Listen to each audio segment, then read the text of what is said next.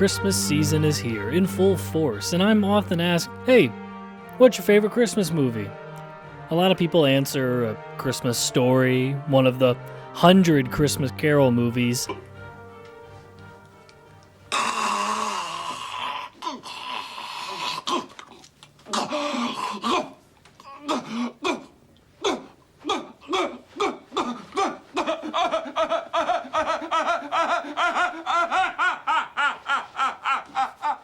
Elf, the Santa Claus, etc. But for me, I've always had a special connection to one particular movie. I saw this movie for the first time when I was very young, and I thought, wow, this is boring. It was black and white, the pacing was so slow, and the characters were kind of hard to root for since they were just culturally so distant from early 2000s, 8-year-old Kyle. But one Christmas, when I was in high school, I rewatched it with my family. I must have been 15 or 16, and I watched it with what was a developing kind of consciousness, and I had a revelation. This is a pro-life movie. Now, I don't mean that in the political sense necessarily, but I do mean that this movie spoke to me after watching it multiple times, and it says strongly, your life is worth existing.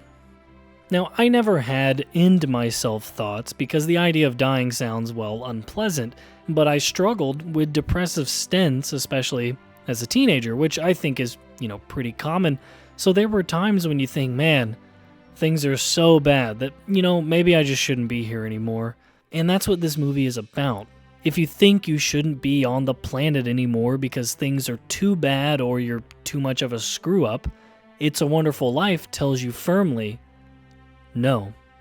The story of George Bailey is told from the omniscient point of view of angels, one of whom is trying to learn about George before he goes down to Earth to help him out.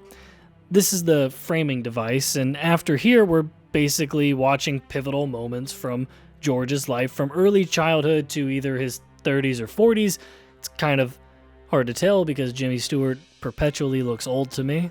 And the movie does a great job of this too. You grow up with this character from naive child to high school graduate to young man looking at the world and wanting it all to the bitter adult unable to accept the fact that he gave up on his dreams. All through you see how moral George is, how good he is. He saves his brother and loses his hearing. He saves his boss from poisoning a customer and is immediately struck on the face. He gives his own money to secure the town from going bankrupt and misses his honeymoon. He stands up to Mr. Potter and the saving and loans money goes missing, and now the cops are on their way and the whole town is about to go under.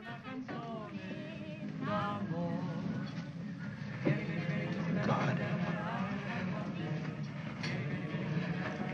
Oh, God.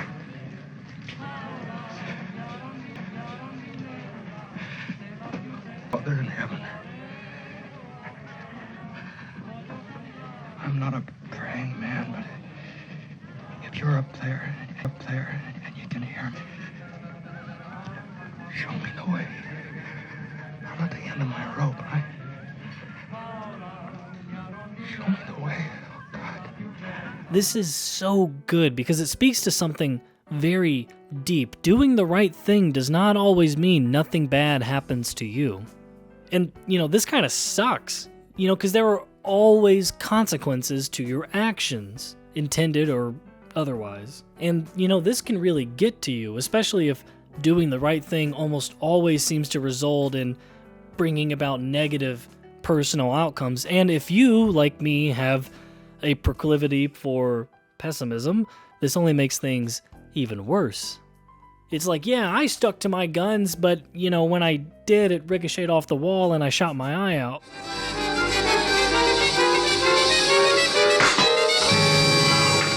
Oh my God, I shot my eye out! This is how George feels with all his actions through his life. He sacrificed things his friends and brother did not have to. His old friend is now a rich businessman, his brother a war hero, and what is he? He runs a small savings and loan that could never turn a profit, all because he promised his old man he would. This kind of reminds me of Spider-Man 2 because, everything always does, but the main internal struggle in the movie is whether or not Peter is Spider-Man because he made a promise to his dead uncle or because he wants to do it. Peter, all the times we've talked of honesty, fairness, justice, all of those times I counted on you to have the courage to take those dreams out into the world. I can't live your dreams anymore. Peter struggles through the whole movie and even makes the choice to let it go. He gets to live another life, essentially, and is genuinely in a better place. But consequences always happen. Crime is up, and even if he wants to do the right thing, he fails. Some poor soul got trapped on the 4th floor. Never made it out.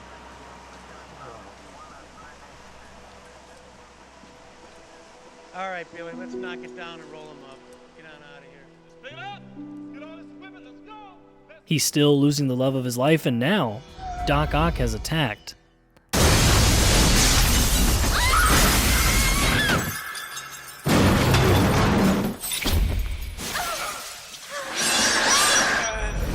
Like Peter, George feels that he's given up this crummy place, and he's got nothing but a headache and a heartache from it.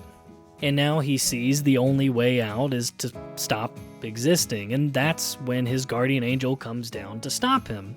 Interestingly, he stops George from jumping in by jumping in himself, and George saves him.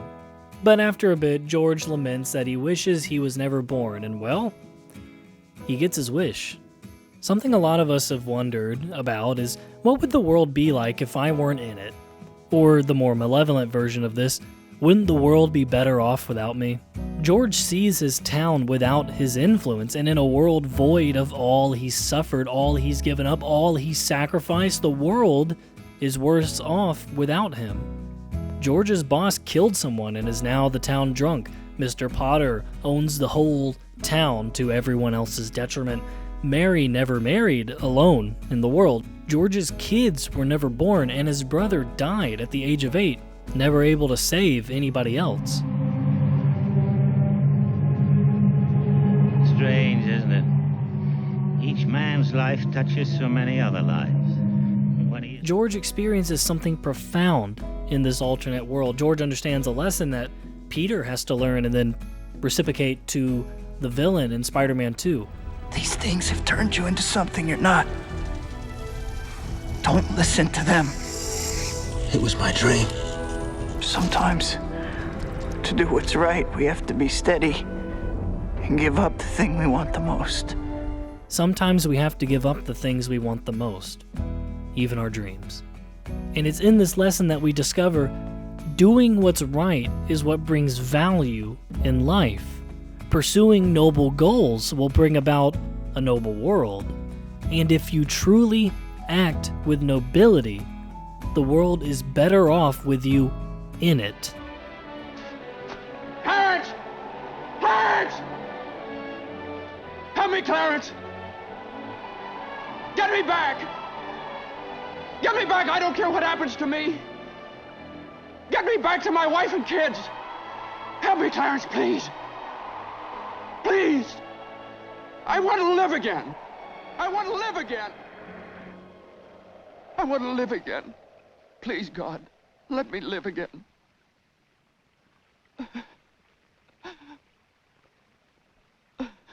Thank you everyone for watching this video. I hope you enjoyed watching it as much as I enjoyed making it. Please subscribe to our channel for more videos like this every week, and like this video if you want. Also, comment on what your favorite Christmas movie is. I'd love to hear it. Catch you on the flippity flip.